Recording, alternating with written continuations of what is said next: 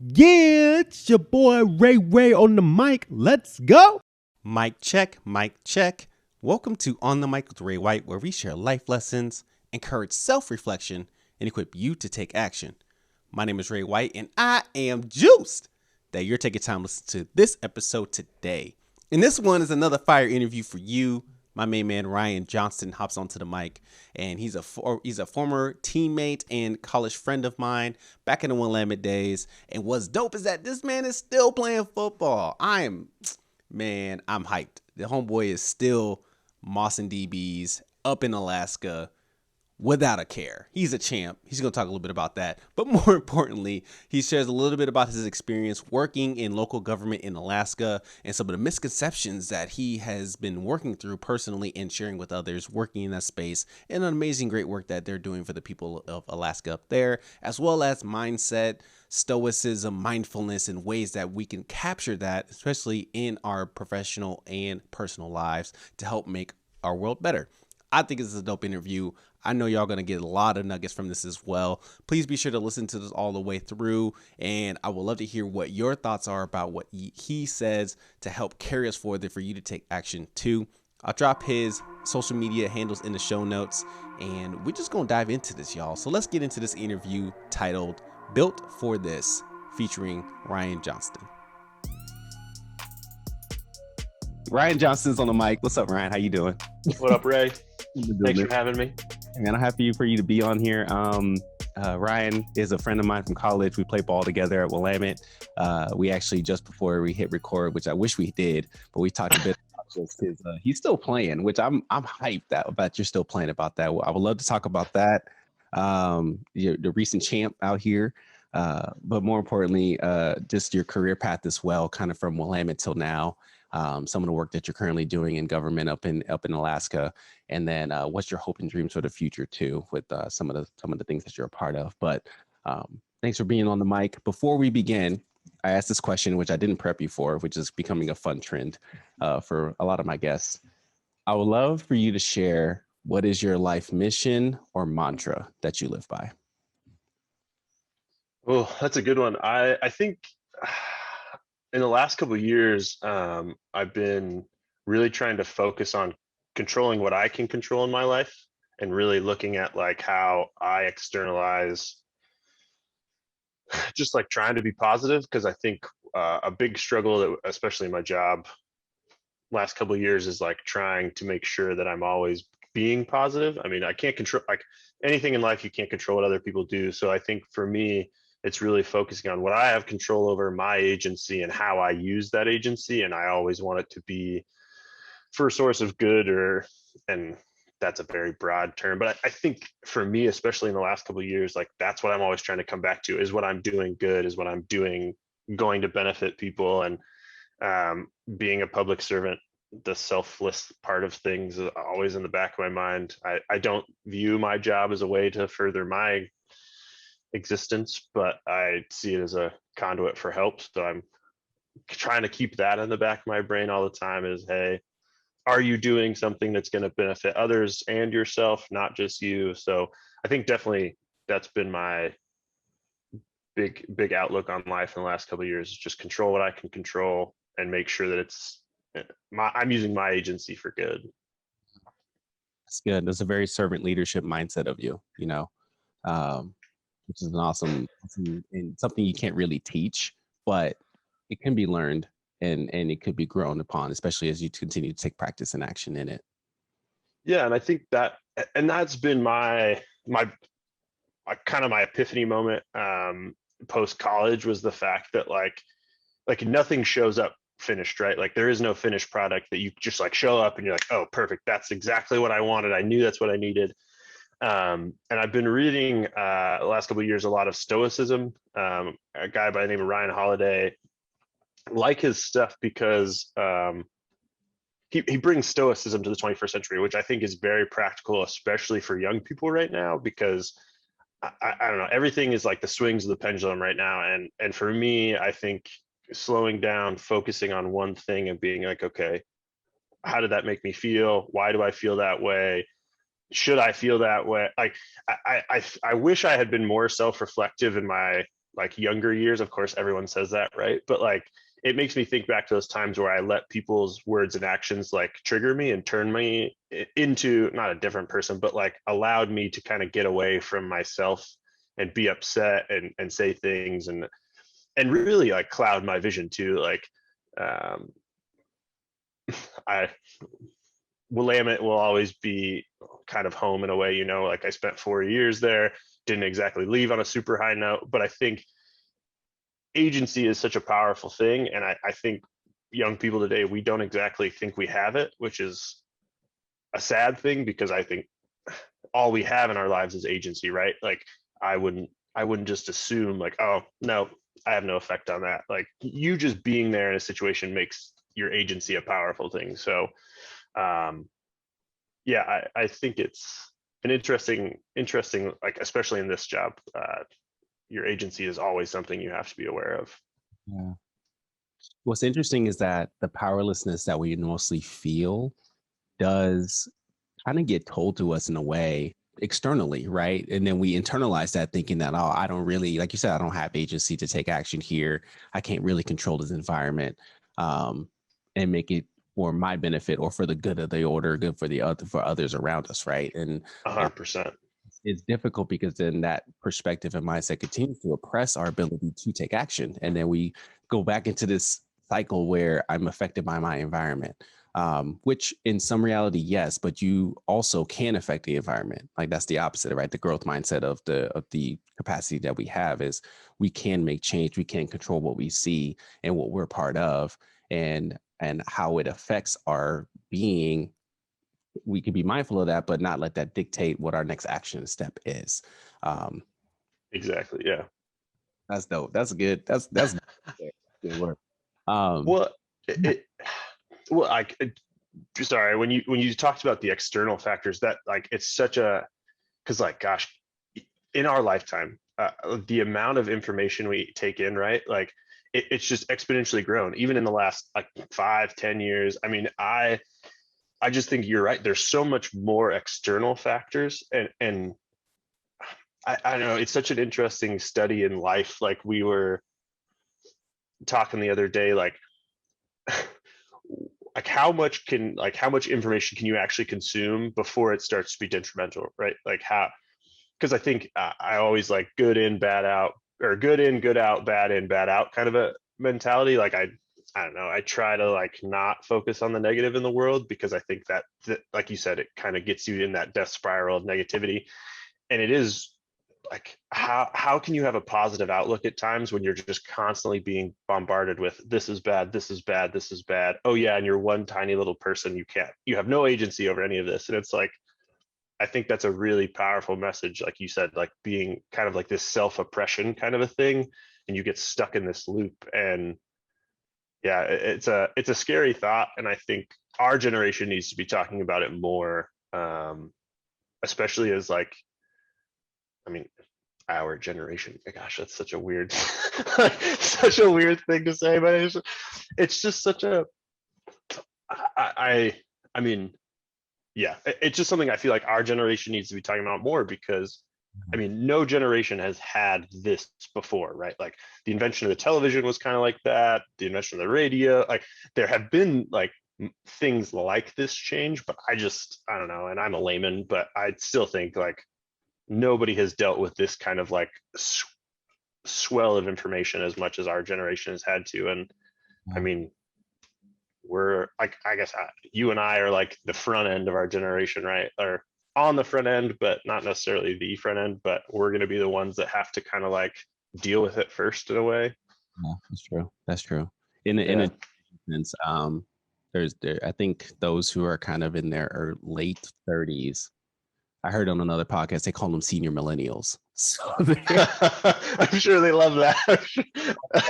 So that range is like, all right, we're senior millennials. So yeah, we're like, you're right. We're at the cusp of that kind of front end of a lot of this new age, new information and bombardment of it coming to us. The 24-hour news cycles was already there, but now it's even more so with on our phones, and we can access it even and be experiencing that. But then another piece that you stated is that the inundation of data, regardless of good or bad, could hinder our progress moving forward.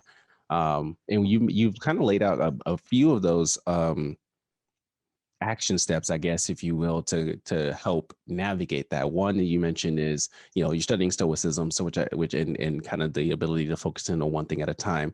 And another thing you mentioned is just recognizing the sense of agency and the control that you do have in the environment that you have. What are some of the other things that you've kind of picked up along the way, right? That you wish you would have known in college that would have been like, Oh man.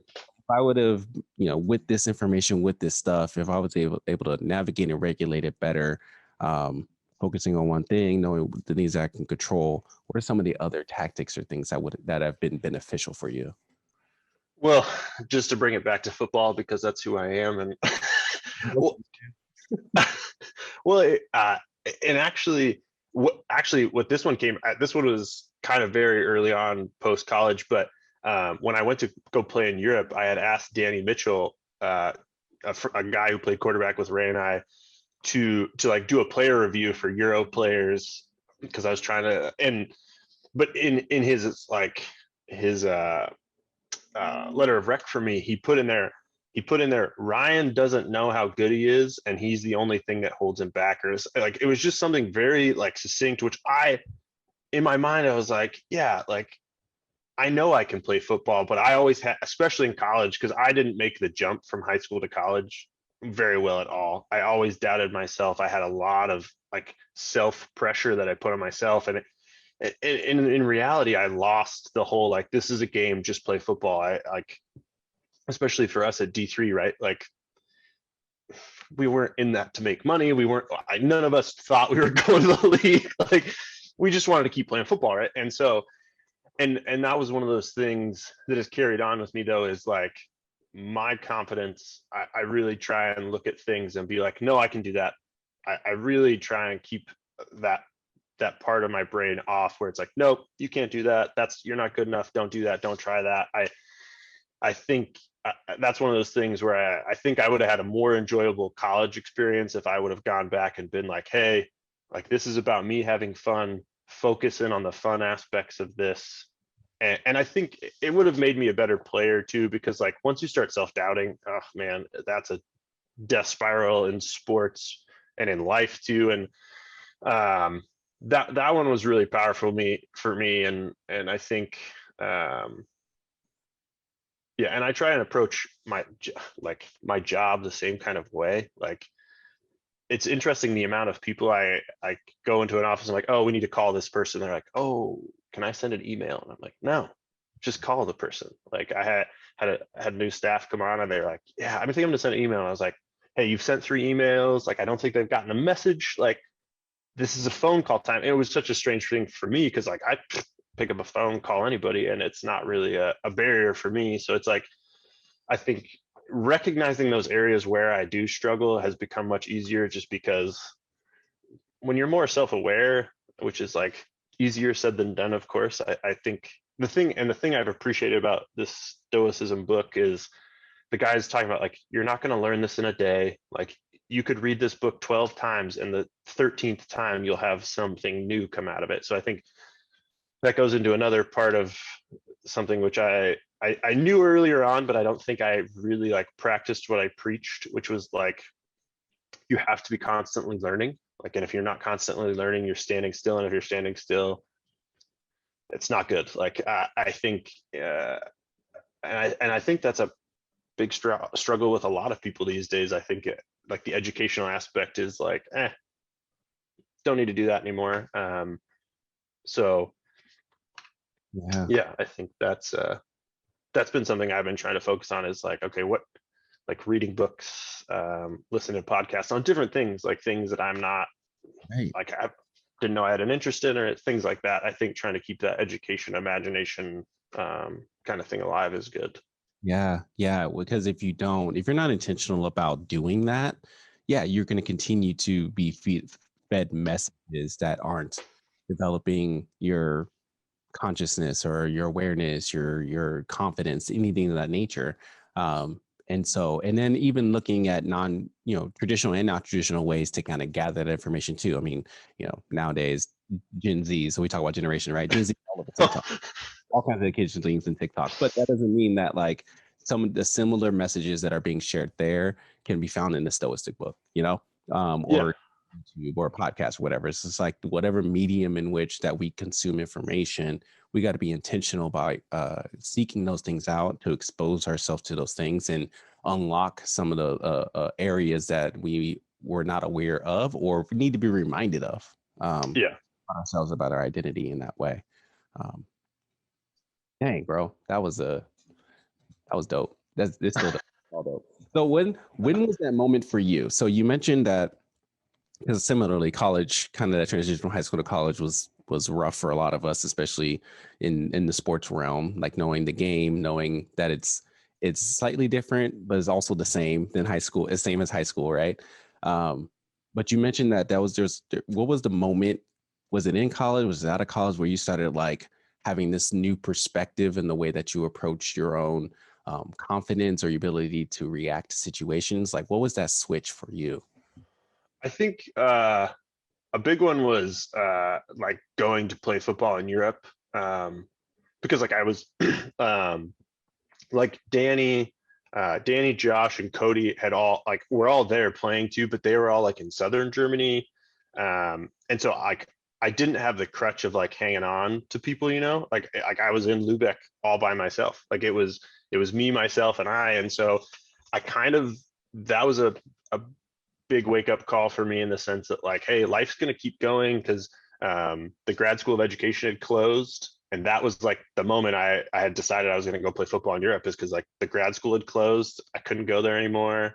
And I just had no desire to like try and figure out if I could go to Western Oregon, if I should try and go somewhere else. I just couldn't, in my brain, I was like, no, I don't want to do that. So like, let's go play football.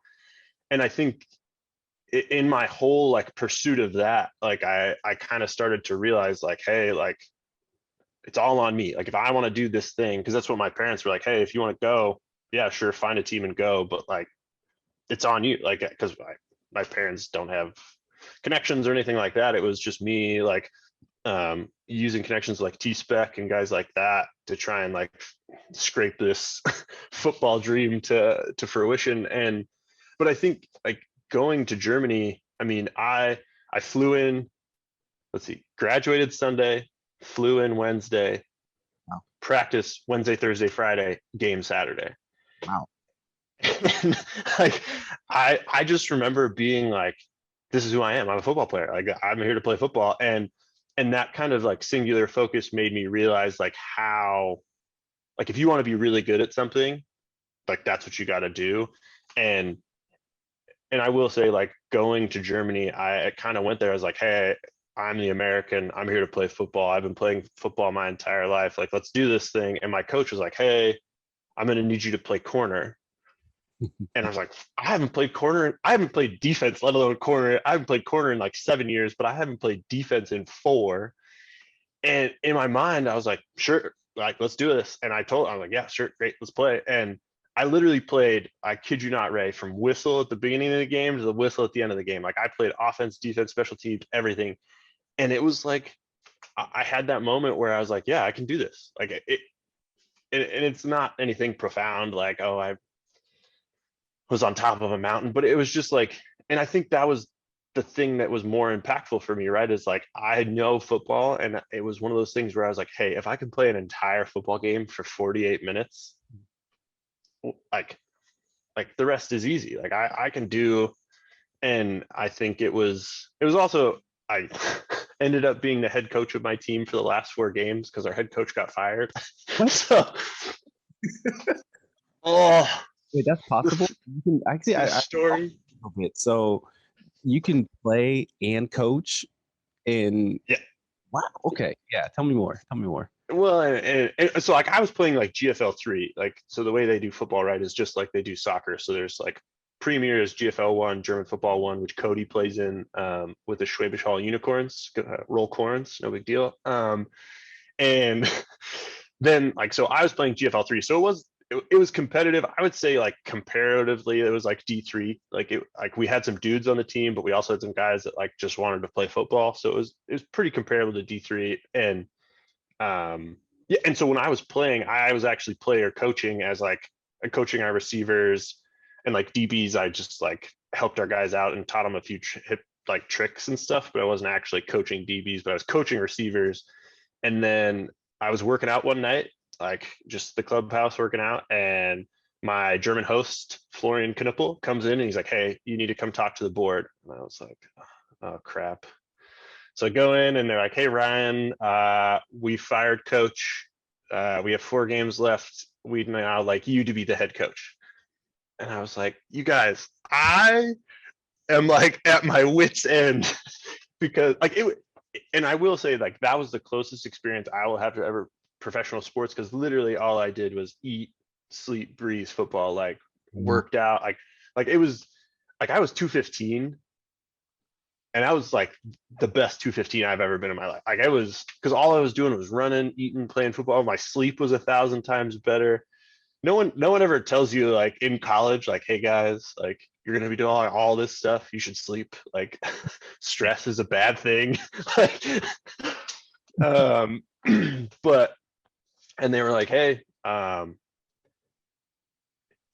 like we need you to be the coach." And I was like, "You guys, I'm running our special teams right now. Like I'm almost burnt out. Like I'm having a time of my life, but also like mentally, I'm just like."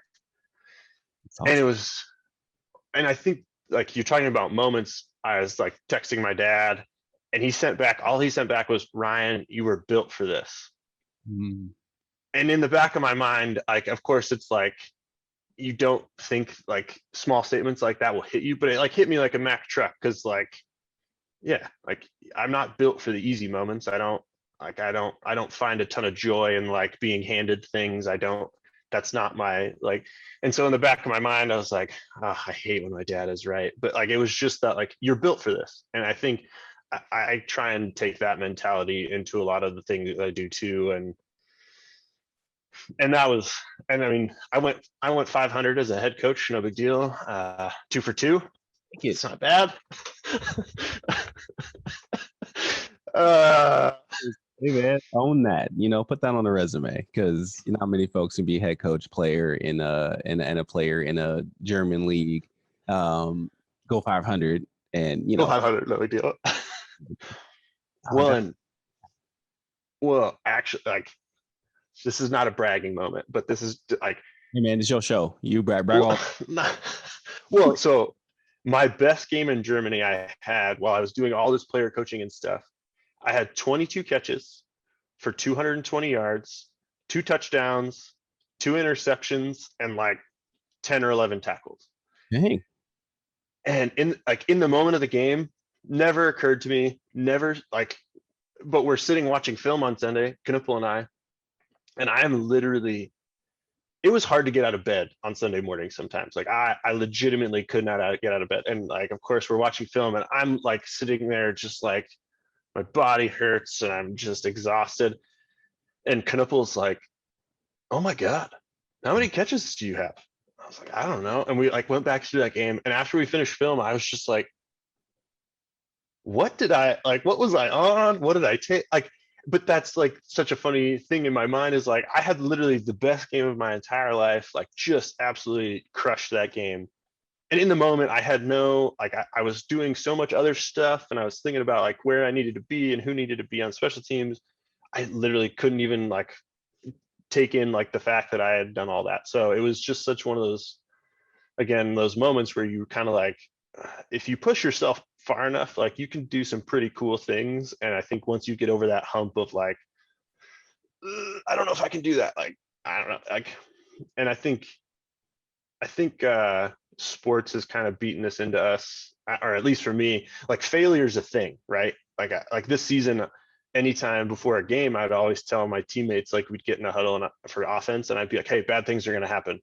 Like we're not perfect. Like this isn't a simulation. Like they're like bad things are going to happen, right?" And it was like, "Hey, something bad happens. Let's next play, next whistle, right?" And I think keeping that in mind in life too, is like life is not perfect. Bad things are going to happen, and I think you have to like focus on how am I going to react to this. Like, yes, this bad situation has happened, but I can either allow it to like cripple me and stop me from doing something, or I can look at it and go, okay, hey, yes, that's bad. Yeah, it sucks that my boss yelled at me. Right. Flip side, he's upset about this thing. Oh, he's not actually mad at, like, it's all about just keeping perspective and controlling your response. Cause I think that's something I've really learned in the last 6 years in this job, is like controlling my response to things, because I don't want to say the wrong thing or do the wrong thing, but also I don't want people to know that they could get under my skin like that, or like kind of push me in directions I don't want to go myself. So Yeah, yeah. it's dope. Oh man, nuggets dropping all of them.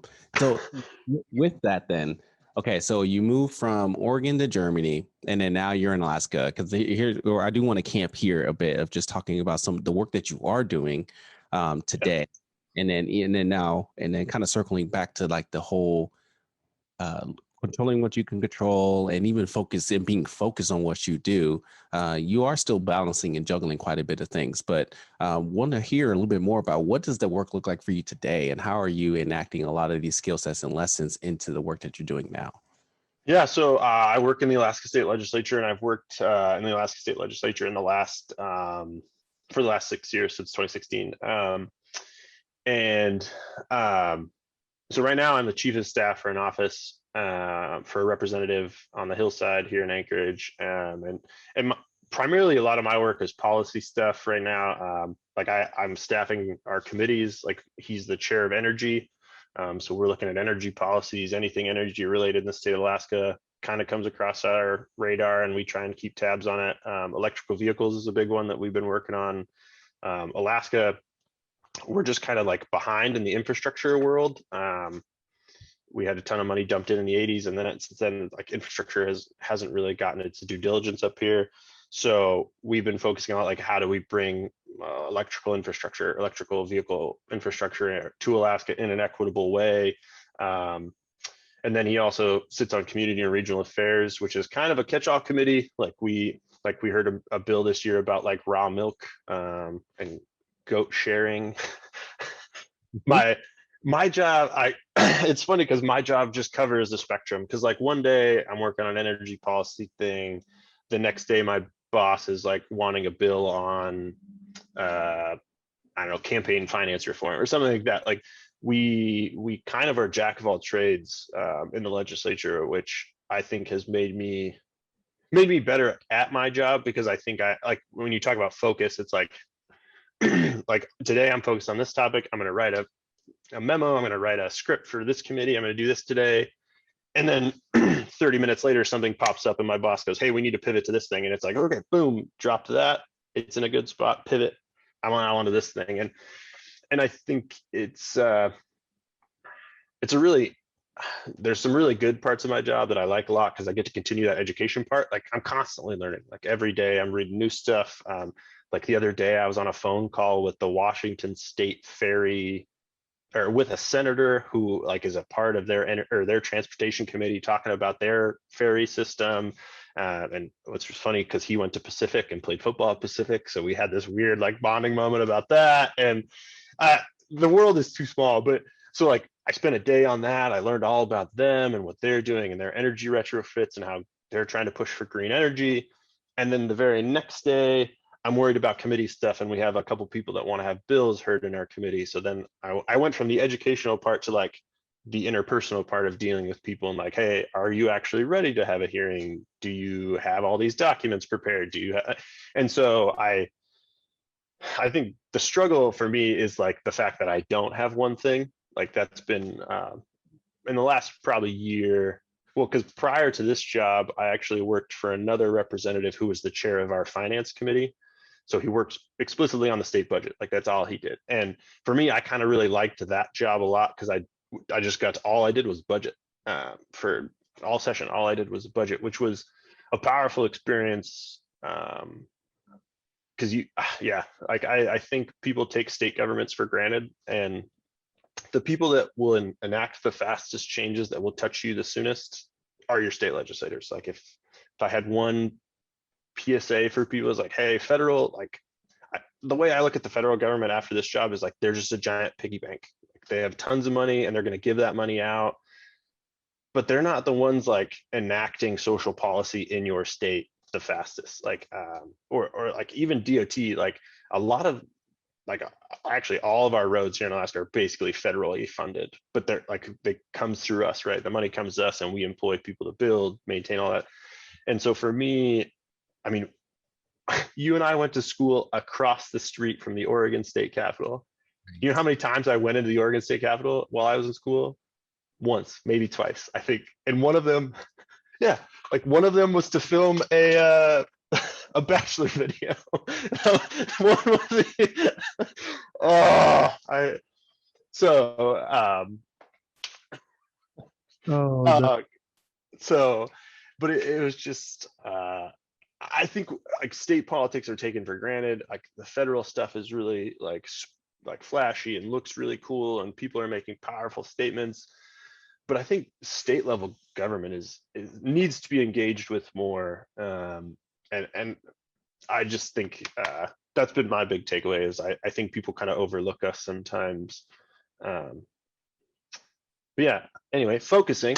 Yeah, no, I think, and especially the agency part, like I was talking about, like I'm one guy in one office in a building of 60, like trying to remember that like consensus builds a lot of things. And I think that's been a struggle just in like the current climate. And I appreciate my boss, because my boss is always talking about like, hey, like we need people to get along to go along. Like there is no my way or the highway. And I really appreciate that, because it's just such a struggle, right? Like the pendulum swinging is goods and bads. And I think more moderation, it would just be more beneficial for all of us right now. And I think I try and do that in my job, just because it's like we don't have 28 votes. They don't have 28 votes. We're all going to have to work together here at some point. And I think the frustrating part right now too is like keeping that mindset. I will, because I'm not perfect. There's days when like we're in our 4th special session. By the end of this month, we will have been in session for 240 days. Wow. It's just ridiculous. Like, and I of course get frustrated, because it's like, we're trying to work on our budget. We're trying to work on this dividend thing. And at some point, like just things weren't going well. And I just remember just thinking like, this is stupid. This is dumb. Let's just go home. And I was like, okay, well, that was a pretty childish thing to say, because you're a state employee. You can't just go home. Like, it doesn't work that way. But and that's where it goes back to that part of like, you're constantly training, right? Like you're constantly having like, if you're not being self-reflective and you're not thinking about the fact like, oh, why did I get upset? Oh, because I want something to happen.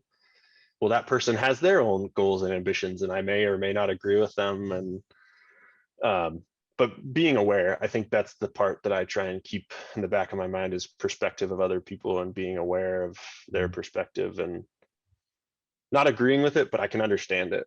Right. No, what's fascinating is there's multiple like with the older we get, the more how complex and layered all the things that we're a part of is involved with. So like as you stated, just the engagement that government has on our daily lives is pretty integral. And if we're not engaging with what's happening locally, we could be missing out on some opportunities to enact that, the change that we want to see, right? Or be able to greatly understand.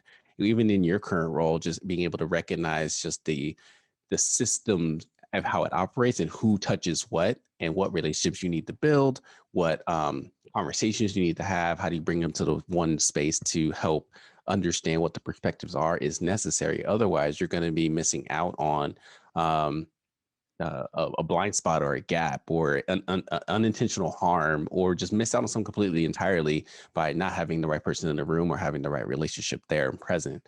And then even as you stated, just the interpersonal dynamics for your own self stepping into those spaces, and then even just in understanding other people in their world, is so important for us to kind of come in with that mindset of what I hear you saying is coming to mindset of that consensus of collaboration, of connectivity, first and foremost, and understand from an empathetic perspective, what do they see? What do they feel? How do they experience this? And then how do we then bring in unity because we're going for the same thing, right? It maybe sound different or the approach may be a little bit off or a different lane, but if we can find that common goal together, how much greater could we see change in our communities than us trying to do it separately or in our own corners or what have you, you know?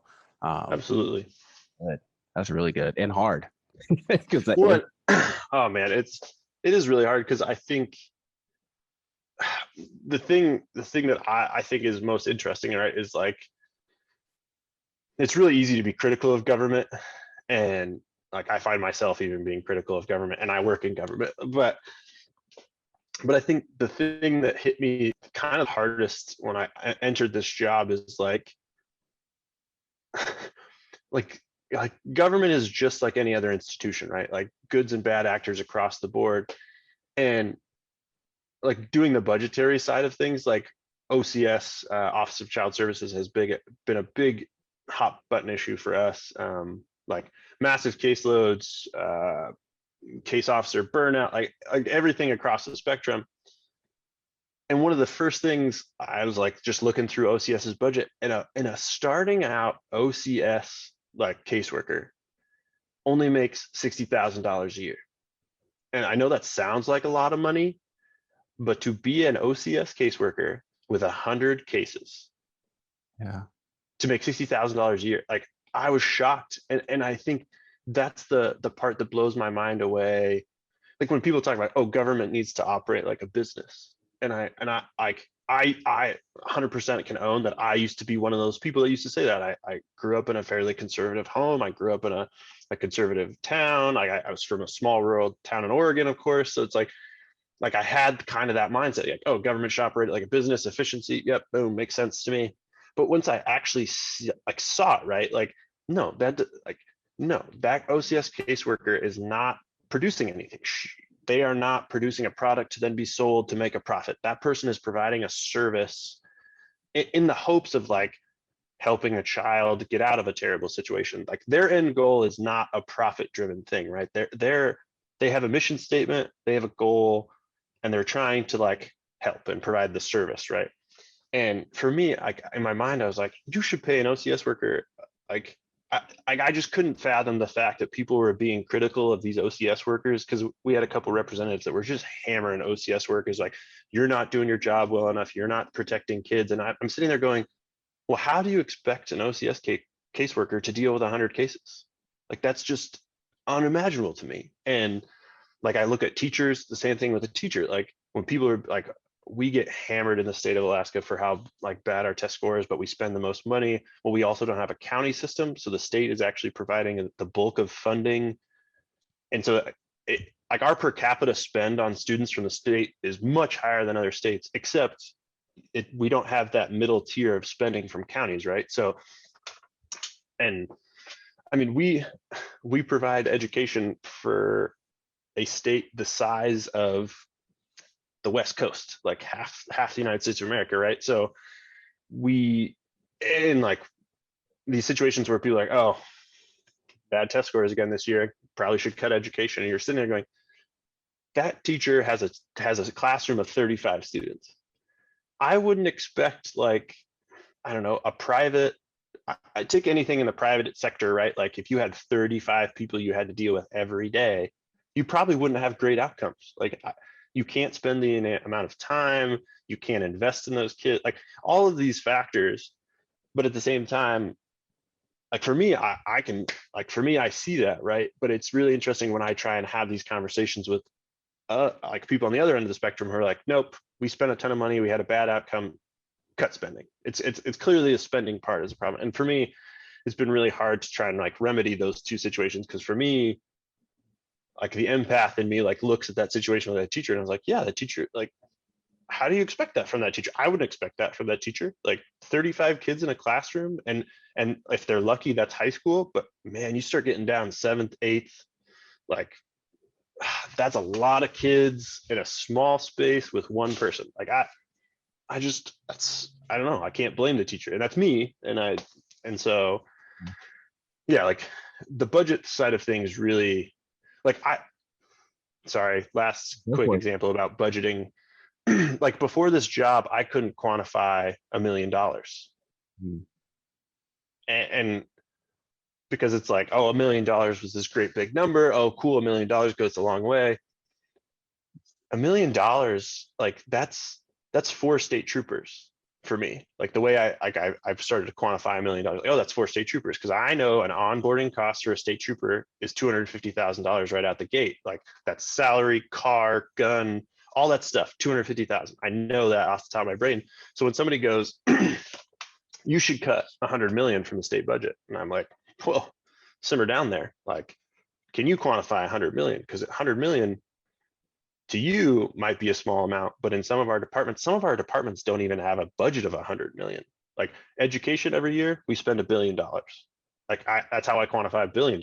Is that's what it costs to pay for education for the entire state of Alaska. And so I don't know, that was kind of another profound moment for me. Like once you start able to quantify those big amounts of money, you're kind of going, oh, $1 million doesn't really go like in the statewide operations scheme. $1 million drop in the bucket for what we have to do. So Wow. perspective would be nice to share sometimes. Which, the perspective as you've experienced comes from exposure, comes from education, from just the engagement that you have with people. And if you don't have that, your perspective is very limited. But you expand your circle in a way that shows curiosity, right? In a way that shows just how do I genuinely learn and understand what's happening around me. That helps shape the way that you take action. That helps shape the way that you quantify the work that you do, the work other people do, or see the impact that by you being in this room, looking at these spreadsheets, you can see specifically how it could impact that actual person or this entity and institution, and understand just that having that lens just helps make those decisions. And the more that we can do that, I wonder how greater we can be connected, or just be able to see that kind of that change if we're able to have some of those come in with that perspective first, come in with that mindset first. Yeah. Well, that's, I think, something that I've started to come in contact more.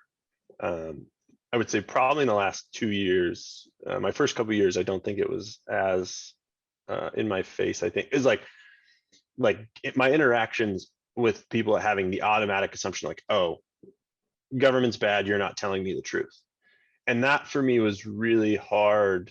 Like one example this summer, worked on this comprehensive fiscal working group, trying to figure out, like, because we've been in debt for like, I don't know, since 2014. Like we have had this constantly recurring problem of deficits every year. And we're the only state in the United States without a sales tax or an income tax. So we have no sales tax, no income tax. And so working on this comprehensive fiscal group, I'm just helping another legislator who's in charge of it because his staff had to leave, and I end up kind of like being latched on to because it was just a committee that needed more staff than just one office, right? And so I'm helping, and this is like a special committee, so we have none of the infrastructure built out. So like we don't have an email, we don't have like a tab, like we don't have anything on the website, like where all our information is going to go. And I'm just one staffer, and like I put in all the phone calls for IT to make the emails so we can centrally get emails for public testimony. So I've gone through all the hoops, but it's also like when this group came about, it was like right up to a weekend. All of these factors made things like go slow. And I'm trying to remember, I'm one person, I can't control all this, right? I've done my part, and now I just got to wait.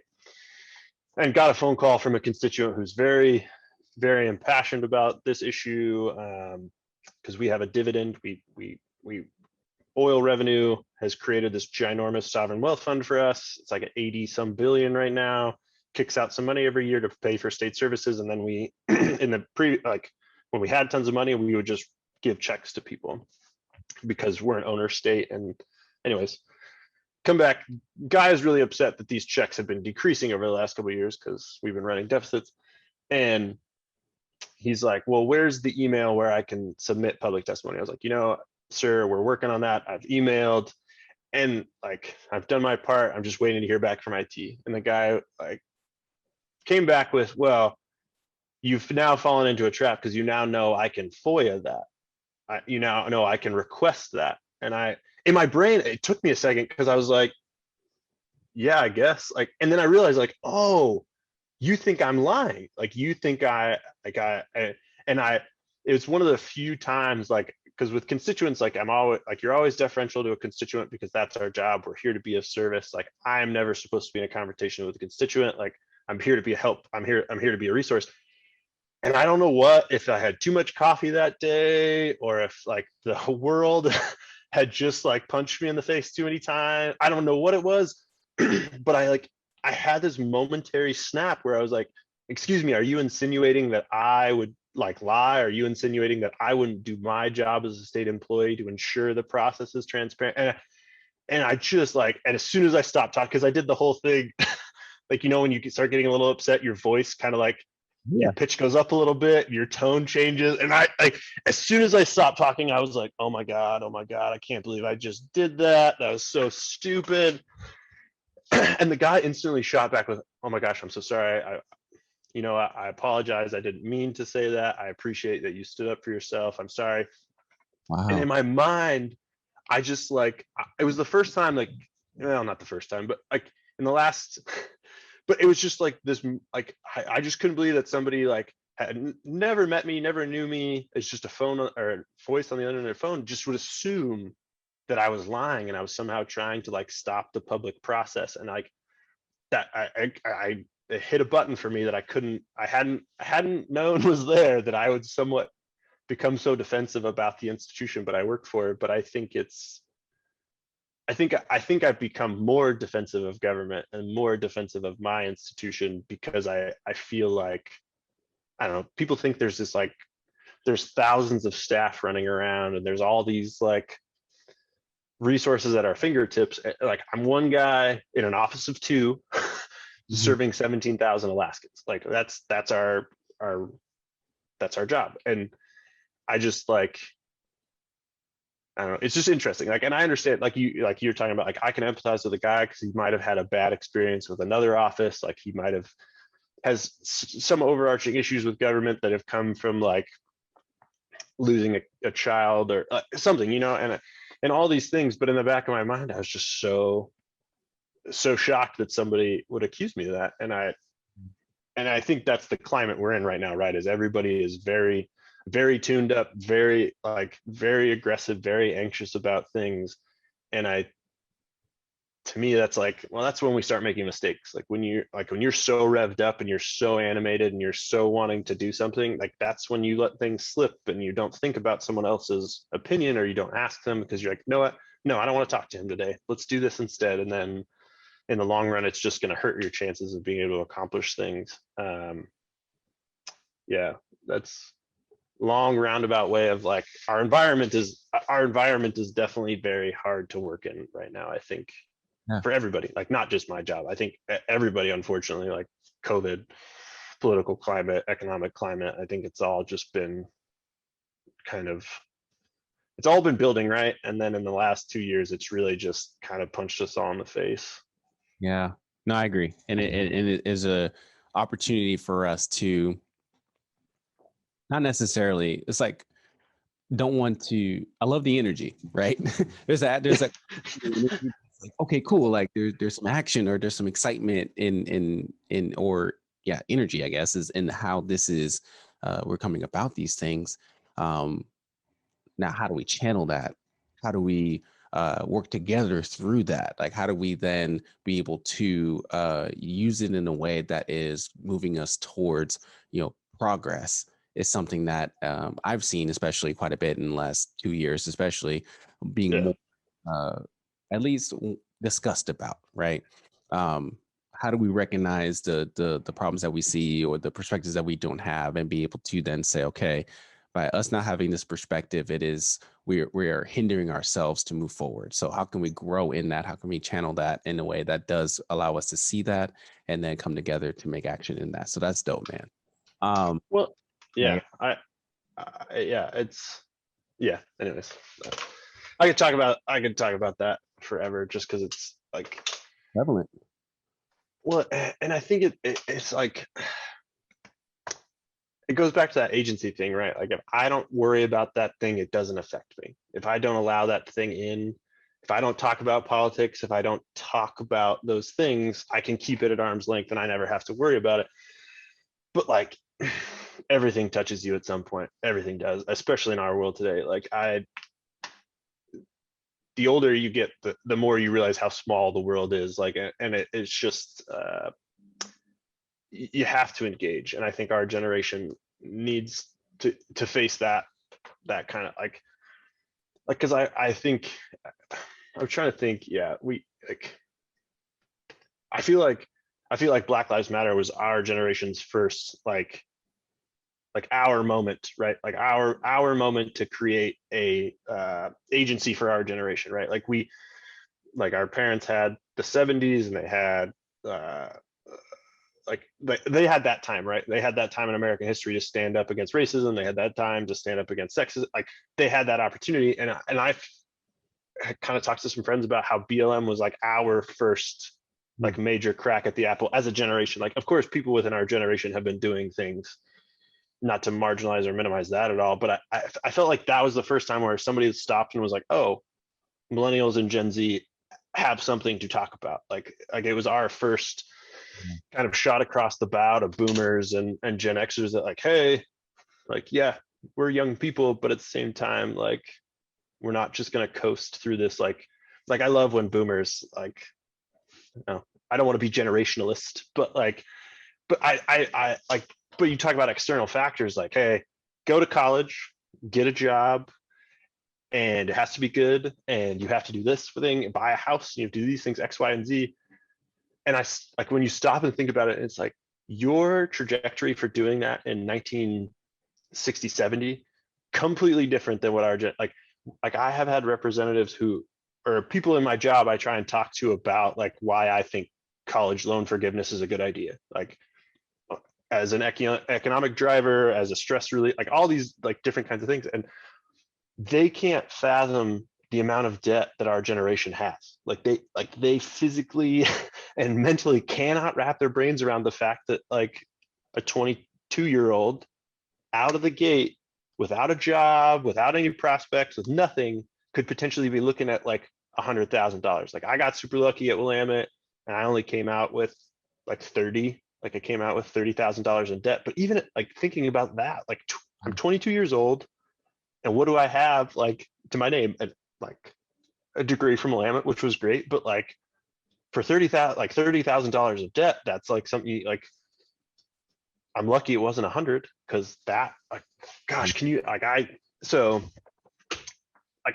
that's a big struggle for me too, is like our generation kind of pushing back and being like, hey, like, cool, that worked for you guys, but like that doesn't work for us. Like, we couldn't do the same thing you did, so stop trying to like be upset with us when we're trying to start the conversation about like why that thing is bad or why we should change that. Like, that's been a struggle for me, I think.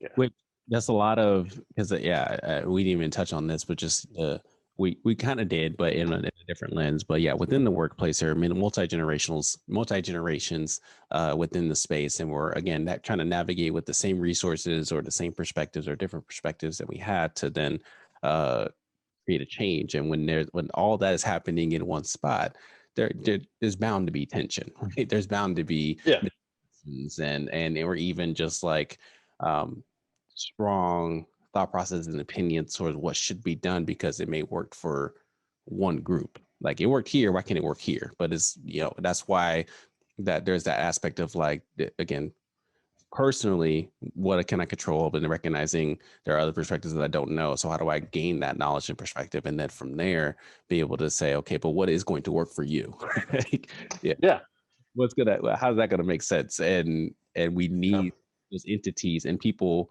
with that mindset that you have of kind of like, okay, we gotta come together in this, and we gotta work through this together. more people with that perspective, how much more could we see that growth and not being, coming to a fourth session with special session no resolution. Uh, A small example. Just I know. No. I think, and I think that I love that. Like, I really appreciate you like bringing things down to a small. Small has negative connotation, but like I think sometimes we like in life, right? Like you look at big things and you want to look at big examples, and you need this like hero complex isn't the thing, but like you put things up on a mantle, right? And you put them up on a pedestal, and you're like, okay, that's the thing, that's the thing. But it's like, I don't know. I work with some really great people, and I work with some like bureaucrats that like have been doing this job for 20 years.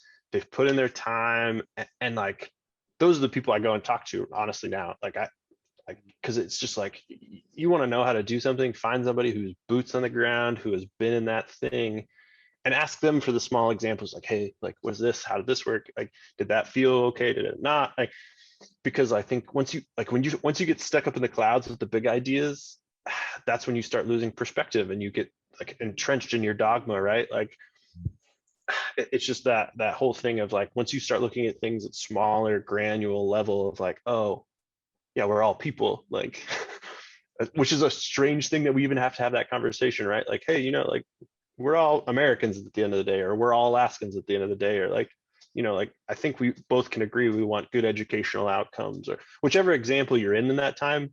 If you're always coming back to like, oh, okay, like we do have the same goal in these things, and it's like, yeah, how do you push aside the stuff that gets in the way? Yeah, man. Dang. I love the fact that we just went in multiple directions, and this is love. I love it. This is conversations I love having, and I appreciate your perspective in this because again, prior to us even recording, a while ago when I asked you to come on, like I was like, wow, there's so much that I just did not know. It just in the Alaskan world and the Alaskan government world, like wow, there's a lot of perspective here that I was not aware of that I can take with me, and like with me living in Salem, still living in Salem, but like being able to contextualize, like, okay, so how does that look here?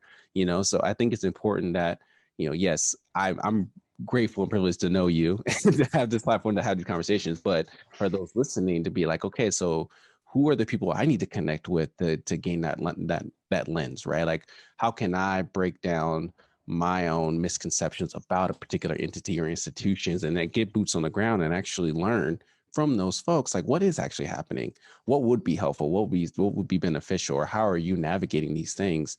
Because I think the more that we can adapt those, the commonality in the way that we approach life as humans, as you reminded us, if we have with that lens, and how, at the end of the day, how do we reach these goals that we're striving towards together? And part of that is just the relationships, the connections, the opportunities to build in that way, and not sit in our ivory towers or in the clouds, but being able to, my dog want to say hi. Yeah, she's like, it's time for a walk, Dad. All right, we're gonna go. Oh, this is dope. Okay, what is next? Like, I don't want to, eventually my dog's pawing at me. What is next for you? What is next for your work? What are you looking towards in the future? Yeah, no, I think in the last couple of years, well, in the last year and a half at least, like definitely considering like leaving government and doing something else, just because I think it's something about our generation, but also just something about me too, is like I'm looking for a new challenge. I'd like to do something else. Like I did this job for 6 years and I've kind of like peaked out in it in a way, because like I started out as a normal staffer and now I'm a chief of staff. I've kind of done that. I've had management experience now, which was really good for me because I'd never done that before. Being able to manage an office and manage kind of like the direction of an office, I think was really good for me. And I think I might get into lobbying. I might go out and just work as a government affairs for a business, because then that would give me that focus, like being like, hey, what's your industry's issues? Well, how can we branch that with government? Because I think that's just a big disconnect in a lot of things. Like you said, people not knowing where to go to have the conversations or who to talk to, or like even being willing to like, oh, maybe we should just stay out of politics. Like but you need a regulatory change. You're going to have to end up with government. Like there's no way around this, those kinds of things. And so like the lobbying side or government affairs, or honestly, like again, being built for this, if I had to leave this job and go work as like, I don't know, anything, I kind of want to leave my doors open, just because I don't know, I just like, I love new challenges, and I don't want to end up like at a spot in 10 years where I was like, man, I could have done that job, but for some reason I like closed that door, and it was kind of dumb of me to just be like, nope, can't do that. Like, you don't have enough training, you're not experienced, whatever it may be. So I try and keep the mentality of like, hey, you can do anything. Like, of course, within like, no, I'm not going to go out and become a structural engineer, but like anything where I can write and talk to people, I could probably find a way to make it work. Okay. Yeah. So, Well, I did hear before we recorded that you may be playing football for the next 10 years anyways. I don't know about 10 years. 10 years might be a bit much. My body, I don't know if my body will let me go another 10 years, but this goes back again, we were talking before, like I think I want to play sports for as long as I possibly can, because I think watching sports is just my kryptonite. It's painful, and my friends don't like to watch sports with me because I'm just coaching the entire time, as Ray so eloquently put it. Like, but I definitely want to keep playing sports. Like I was playing adult men's league baseball the last couple summers before COVID hit, just because like I had some friends and I was like, yeah, I'd much rather play baseball than watch. So, and I think I'm just trying to be active and play sports for as long as I can. Well, hey man, I commend you for continuing to play. You know, and you rattled off a few names already that are still playing too. And every time I see them pop up on my timeline, I'm like, dang, that's so dope. They're still out there getting it. But I think,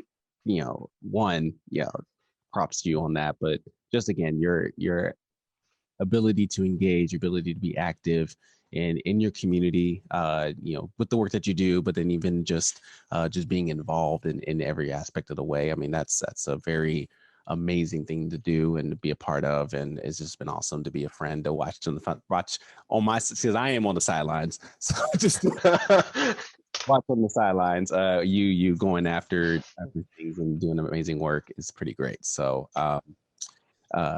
if you want to plug anything before we head out, feel free. What if anybody wants to be like, I want to see all these 22 catches and 2 TD.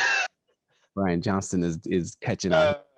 Gosh, no, I just want to say thank you for having me. I appreciate this opportunity to just have a conversation with you, and I think that would be my one plug is like, hey, like just talk to people about stuff. Like, don't be afraid to say something stupid. I mean, I'm a walking example of saying stupid things sometimes, and it just is what it is. Like, but if you educate yourself and get better, but yeah, no, I appreciate you, and I also appreciate watching your grind. I think you're a great example too of like, hey, if you want to do something, just go do it. Like, you don't need tons of money, you don't need a studio, you don't need 50 people working for you. Like, if you want to grind and do your business your way, and I really appreciate it, and I like listening to your stuff. I appreciate it because it kind of helps remind me of those things we talked about today. It's like, hey, are you actually practicing what you preach?